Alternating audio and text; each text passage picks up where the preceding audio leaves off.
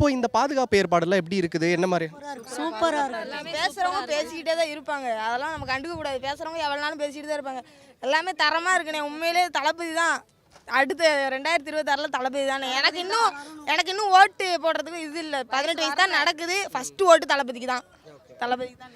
இப்போ நீங்கள் வந்து விஜயகாந்த் அவர்களோட மாநாடெல்லாம் பார்த்து வந்திருப்பீங்க.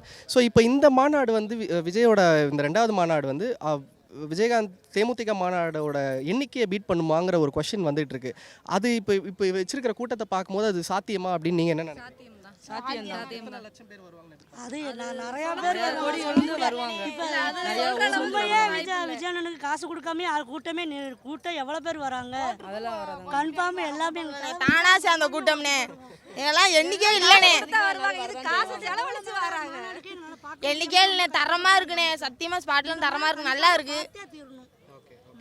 ஓகே, இப்போ விஜய் அவர்கள் வந்து கடைசியாக ஜனநாயகன் படத்தோட தன்னோட திரைப்பட கெரியரை முடிச்சுக்க போறேன்னு சொல்றாரு. ஏன்னா அரசியலோட வருகைனால இது வந்து உங்களுக்கு வருத்தமா இருக்கா? இல்லை பரவாயில்ல, அவர் அரசியல் தானே. விஜய் வந்தாதானே நாடே உருப்பிடும். என்னன்னு நீ இப்படி கேட்குறீங்க? விஜய் வந்தாதான் நாடே உருப்பிடும். ஓகே, இப்போ அதனால அவரோட திரைப்பட கெரியர் முடிக்கிறதுல எந்த வருத்தம் இருக்கு? படம் இல்லையே, படம் பார்க்க முடியாது அப்படின்னு வருத்தம் தான் இருக்கு. ஏன்னா இப்போ மக்களோட மக்களா சேர போறாரு விஜய். அதனால ஒன்றும் செய்ய முடியாது.